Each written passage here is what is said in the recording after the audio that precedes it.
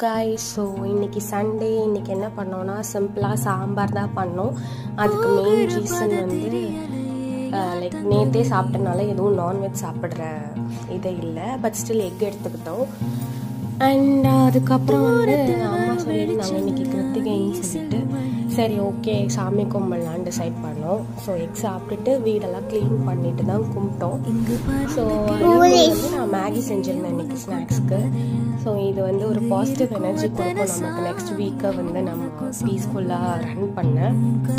And இது மட்டும் இல்லை, நாங்கள் 2 பேரும் ஒர்க் பண்ணுறனால இந்த வீக் ஃபுல்லாக நம்ம ஓட்டுறதுக்கு என்னென்ன ப்ரிப்ரேஷன் வேணுமோ எல்லாம் பண்ணணும்.